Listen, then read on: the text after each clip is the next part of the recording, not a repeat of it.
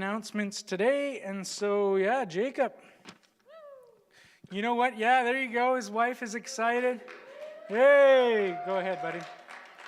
So, you know what? We have the privilege at New Life of people who, of lots of people who love to share the word. And so, Jacob is one of those people. He's also an awesome elementary school teacher. He's a great husband and father. And Keep going. You know, and he's got something amazing to share with us today. So you better be amazing. Just kidding, Jacob. But yeah, so we'll just hear what he has to say as we continue through Romans here. Well, it's a good job I don't have a big ego, because it'd be way too big now. I think this morning was awesome. Worship was great. I love it on our communion nights. And in the last 10 minutes I'll try and get through all of this. Thankfully, Chris, last week you took about half my preach, so should cut it nice and short.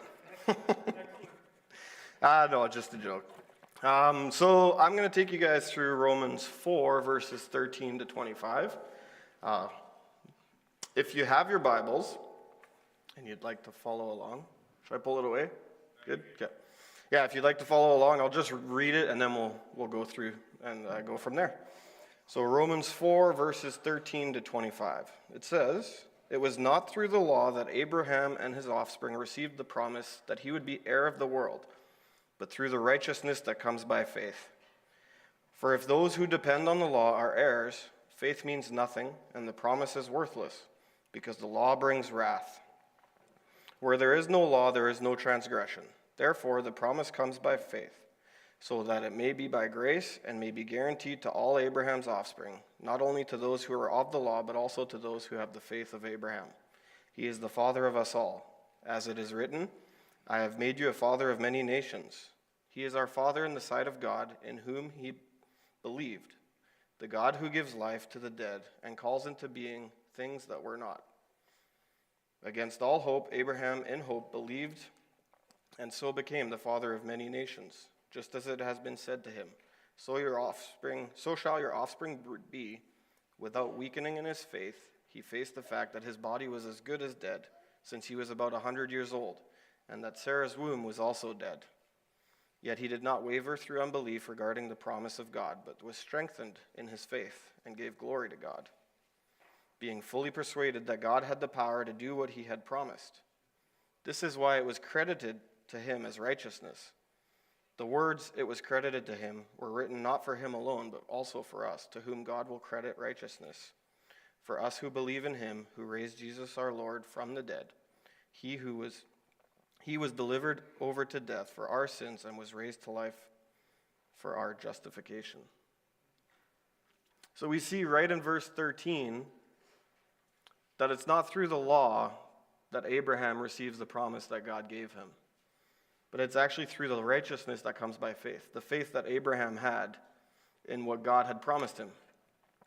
So if you were here the last couple weeks, you would have heard Chris talking about righteousness and what righteousness is.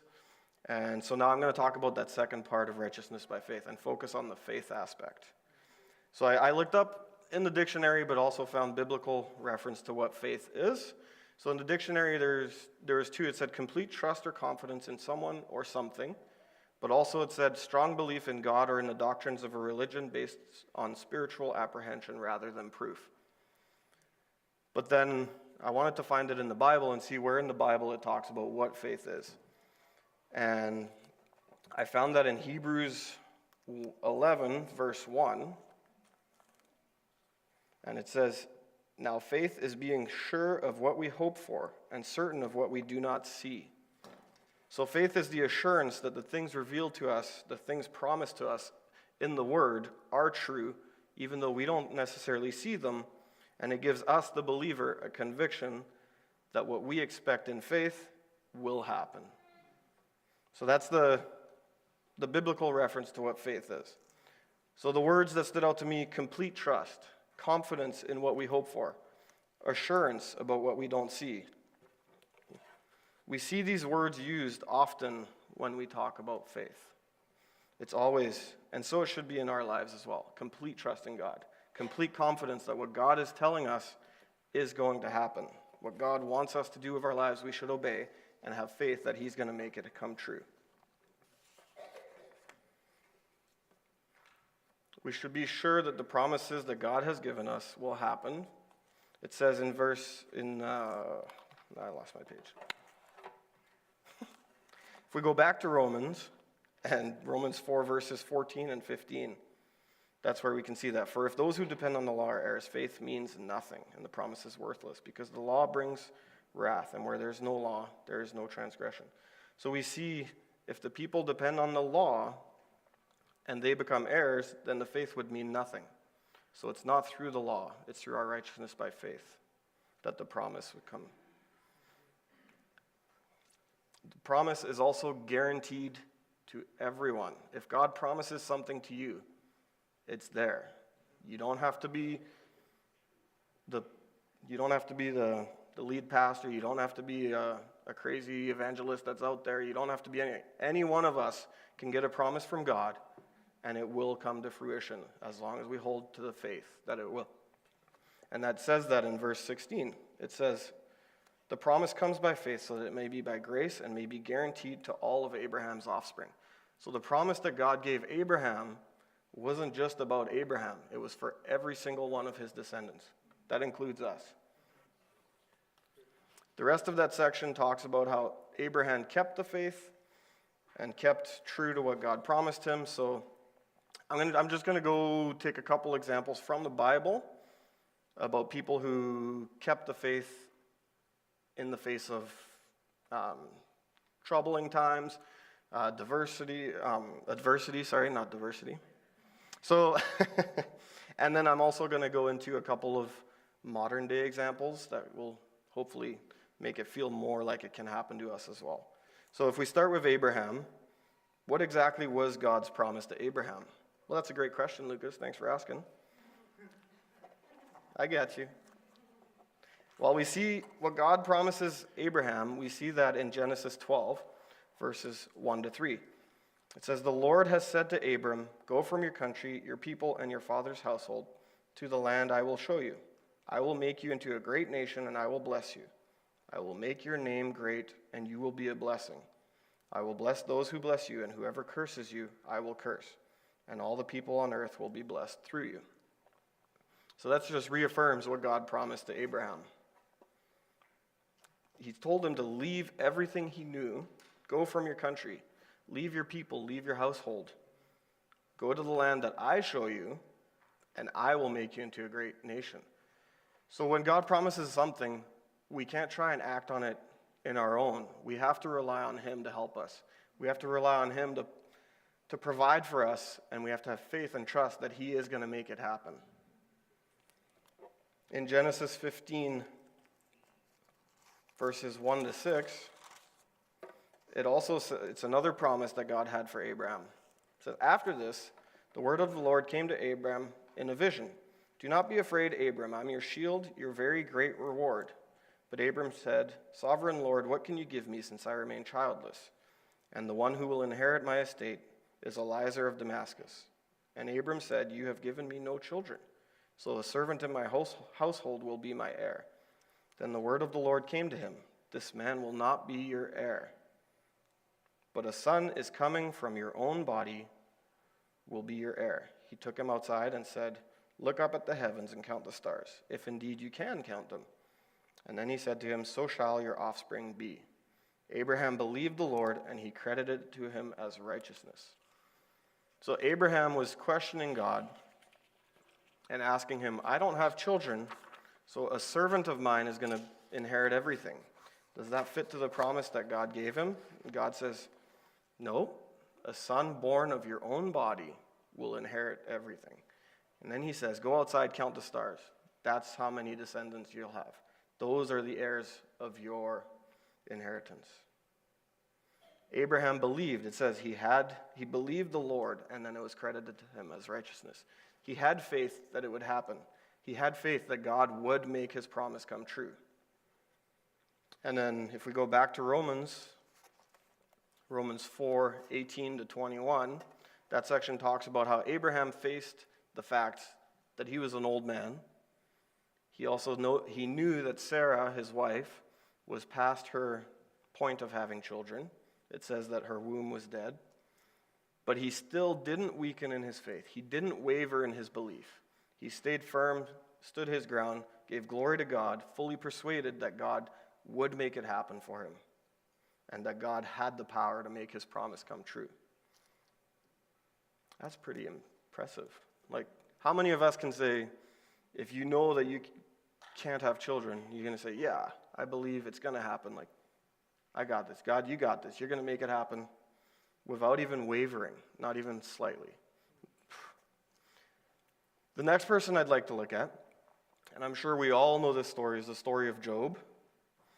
Now, this is a man who had a lot. He was pretty well off. He was pretty established. He had a family, wife, kids, lots of animals, lots of servants, wealthy in those days.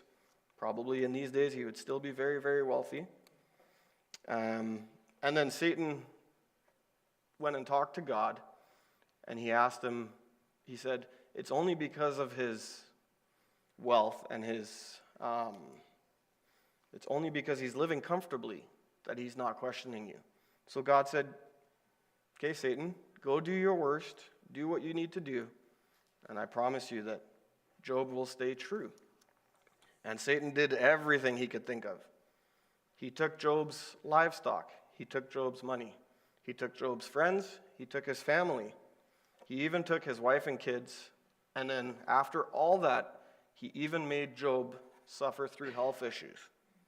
And Job, through all of that, he continues to stand firm in his faith in God. He knows that God's watching over him, and he refuses to curse God. He knows that God is doing this, that this is happening to him, and that God has a plan for after all of this. He trusts in God. His faithfulness never wavers. And after it's all said and done, Job has his conversation with a couple of friends, and then God comes, and God and Job have a conversation, and God rewards Job for his steadfastness and faith. He returns everything that Job lost twice over. That's what the Bible says. In Job 42, verses 1 to 3, it says, then Job replied to the Lord, I know that you can do all things. No purpose of yours can be thwarted.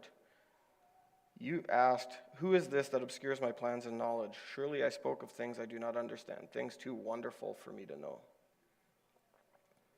So that was Job showing a slight sign of, I may have messed up, but God still saw how much faith he had through everything that happened and gave him twice over. He gave him all his livestock back. He gave him a new family. His friends came back. His money came back, and he was returned to his former glory, if you want to put it that way. So those are two stories of, there's countless others in the Bible of people who keep the faith. But I wanted to tie it into more modern day, our lifetime examples, because we always hear and read stories from the Bible, from history, great revivals, people being healed, miracles happening. And I know personally, I think, man, I wish that would still happen today. I wish that would happen so I could see it. How cool would that be? Like, if you were around when Jesus was here, like, how cool would that have been compared to now? Well, Jesus is still here. Jesus is with us. So those things happen. They still happen today. And God hasn't weakened over time. There's scriptural reference to that. Malachi 3, verse 6. This thing keeps turning. Malachi 3:6, it says, I, the Lord, do not change. So you, descendants of Jacob, are not destroyed. Hebrews 13, verse 8, it says, Jesus Christ is the same yesterday, today, and tomorrow. So God's the same yesterday, today, tomorrow. He was reliable in the past. We can trust him in the present. And we can hold to the fact that he'll be the same for our children, for our grandchildren, for our great-great-grandchildren, till the end of time.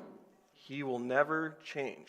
So everything that's happened in the Bible that's happened through history can happen today and does happen in our life.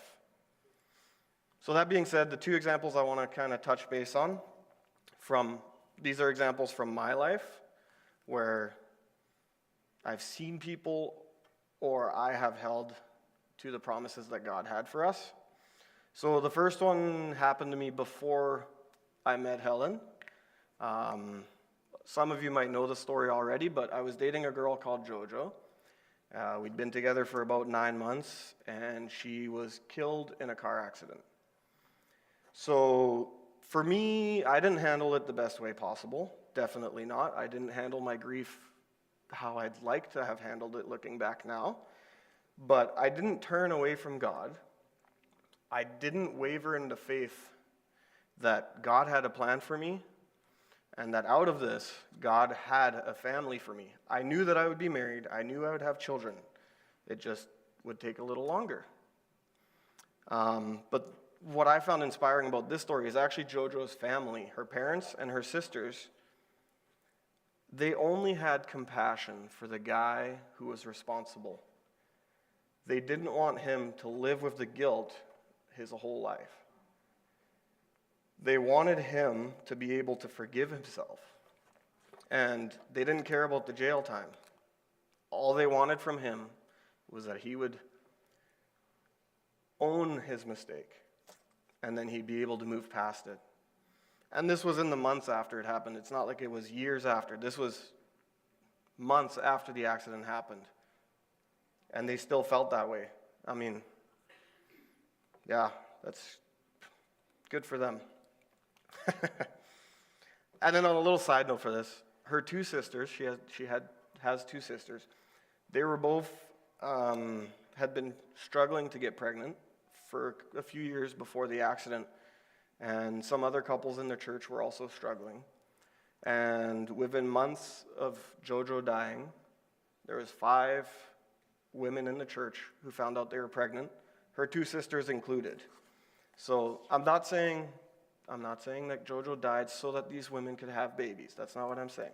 But I think through their faith and their steadfastness and their compassion for the man, God blessed them. He saw that they weren't holding a grudge against him. They weren't upset with God about they were upset, but they weren't like angry with God or anything. And God blessed all those families with children. So now JoJo's sisters the one sister has 3 kids now, and the other sister has 5. So out of that, they've just grown their families, which is amazing.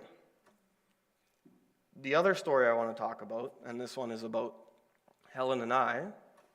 So, and it kind of goes in line similar to Abraham's story, where Helen and I have always wanted children, and we've always wanted a lot, and we know that God has a plan for us. But Helen was told by doctors that she basically couldn't have kids. So we weren't sure how it was going to happen, but we kept our faith and we trusted in God that He had a plan and that He can do all things. And after quite a while, we found out that Helen was pregnant. And now we have Oliver, who's in the nursery, 2.5-year-old. So we know God can bless us, and we knew He would bless us. And even though we go through challenges, at the end, He always does what He promises. And another example, also from us, was we started going through the adoption process. So Helen and I are on a wait list right now with Taiwan, just waiting to be matched with a child. But we started the process when I was in school in Vancouver. I didn't have a job because I was focusing on school.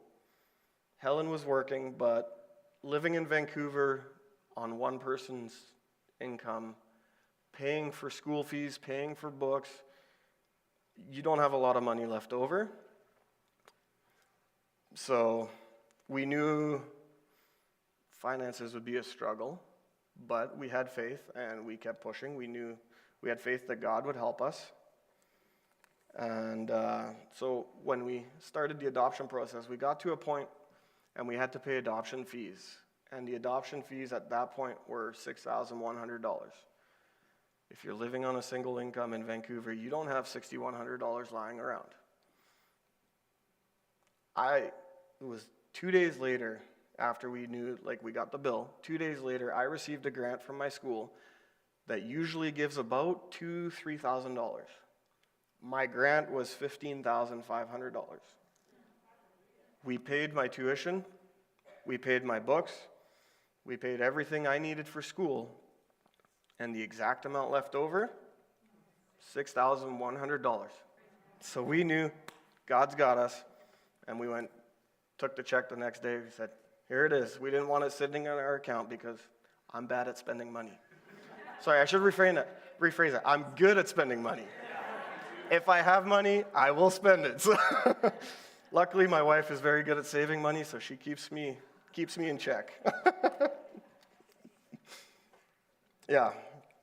And then the last thing I want to talk about, James 2, verse 26, because this is important as well. The body without the spirit is dead, so faith without deeds is dead. You can't live just in faith. We were made righteous through faith, but we still need to be doing something with our faith. We can't just sit back and think, I've got the faith, I'm good, now things are going to happen. No, you have to have something to show for it. Helen and I, we knew we didn't have the finances, but we knew it was part of our plan, so we actively started the process of adoption, and God rewarded us with some money that we needed to pay for it. So I hope this inspires you guys, and I hope it kind of lifts your spirits that things can happen in our lives just the same as they happened in the Bible, because God doesn't change. We just need to keep our faith. No matter what we're going through, no matter what comes our way, stand firm in your faith, stand firm to the promises that God has made in your life, and they will come to fruition. Abraham waited 25 years for Isaac to be born. Hopefully we don't wait 25 years for our promises, but it happened. It can take time. And I pray that you guys don't get discouraged if things do take a little longer than you initially thought it would. Job went through years of turmoil, years of pain, years of suffering and loss before God finally restored him to everything with increase. So it can take time. Stand firm in your faith, stand firm in the promises. Doesn't matter how long it takes, doesn't matter what comes your way, lean on God, and God will make it happen. That's all I got for you guys today.